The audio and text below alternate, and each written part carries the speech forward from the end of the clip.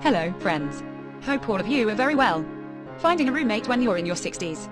When Beverly Tall, a retired office administrator, decided to get a long-term roommate to share her two-bedroom apartment in Morningside Heights, she didn't want to take her chances with easy rent advice, roommates, social media.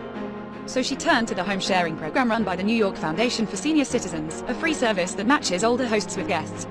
Ms. Tall, who is 65, has lived in her rent-stabilized fifth-floor walk-up for nearly 20 years and has occasionally taken on roommates, usually friends of friends, but only for a few months at a time.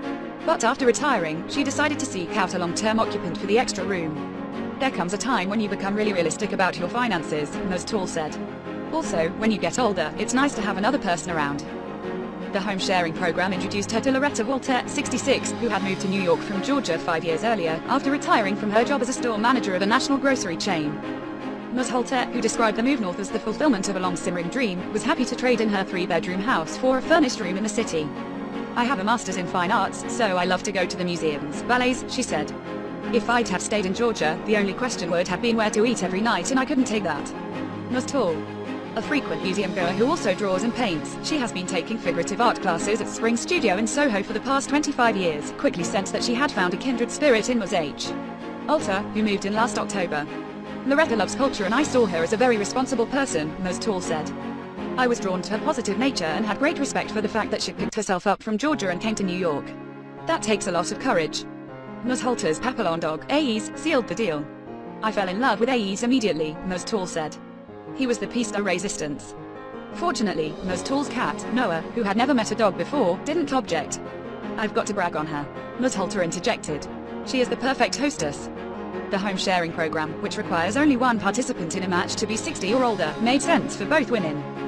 It's not easy to find a roommate, Ms. Tall said. Home share will follow up, they call after and make sure the match is going well. You feel that they know what they're doing. As the one on the hunt for a furnished room, Ms. Holter said searching on easy rent advice felt treacherous. She said she would hear things like, there are 30 other people who also want the room. Or sometimes more disquieting. We were looking for someone younger. The women touch base each day to coordinate schedules and avoid any potential bathroom conflicts.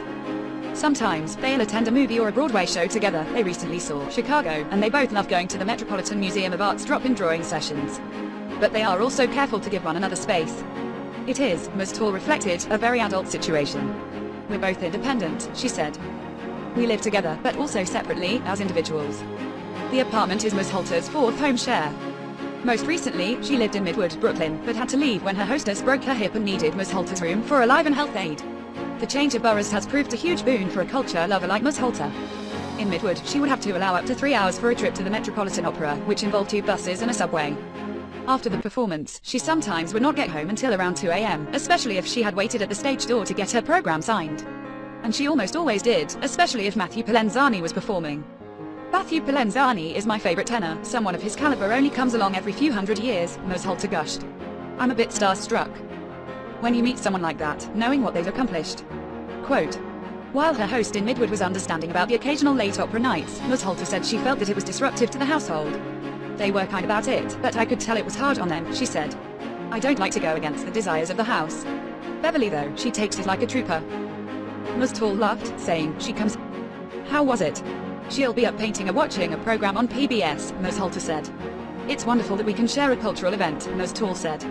We'll talk about it a little bit, and then we'll each go into our own room. Find your best roommate from below the link. It's like social media of roommates. Thank you for watching. Don't forget to share, like and subscribe for unique updates.